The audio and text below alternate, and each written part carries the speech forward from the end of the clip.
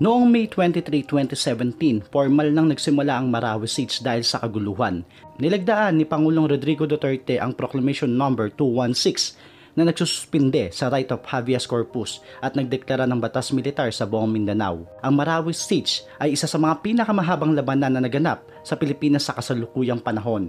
Pero paano nga ba nagsimula ang Marawi Siege at batas militar sa Mindanao? Ano ang istorya tungkol dito? Yan ang aalamin natin. Pero bago natin simulan, kung bago ka pa lang sa channel natin, pindutin nyo na ang subscribe button, i-like ang video ito at i-click nyo na rin ang notification bell para updated kayo sa mga bagong video natin. Simulan na natin!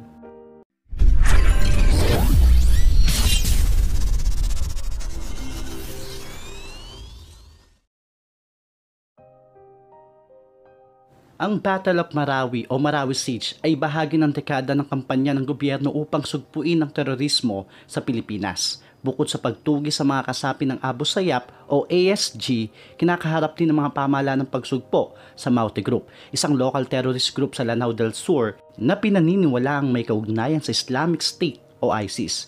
Ang Maute Group ang nasa likod ng 2016 Davao City bombing at mga pag-atake sa Lanao del Sur ng parehong taon. Ilang mga ulat ang natanggap ng Armed Forces of the Philippines o AFP na nasa Marawi ang magkapatid na Omar at Abdullah Maute, maging si Isnilon Hapilon na may kaugnayan sa ISIS. Alas 2 ng hapon, May 23, 2017, nang maglunsad ng surgical strike ng pwersa ng militar sa Barangay Basak, Malotlut sa Marawi City upang tugisin ang mga high-value target ng may kaugnayan sa Maute at ACG.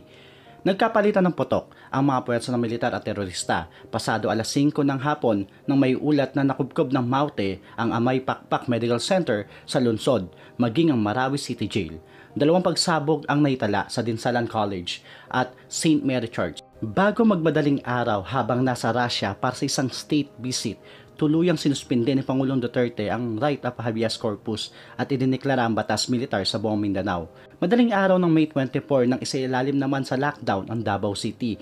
Noong May 31, 2017 nang aprubahan ng Kongreso ang batas militar na idineklara ng Pangulo. Ang martial law na dapat tatagal lamang hanggang July 22, 2017 ay napalawig ng Kongreso hanggang December 31, 2017. Noong October 23, 2017, tuluyan nang idineklara ni Defense Secretary Delfin Lorenzana na nagwakas na ang sigalot sa Marawi Siege. Muling napalawig hanggang December 31, 2018 ang batas militar na naging dahilan ng protesta ng iilan. Noong December 5, 2017, nang katigan ng Korte Suprema ang deklarasyon ng martial law sa Mindanao. Noong December 2018, muling pinalawig ang martial law hanggang December 31, 2019. Nagwakas ang martial law sa Mindanao matapos ang 2 taon.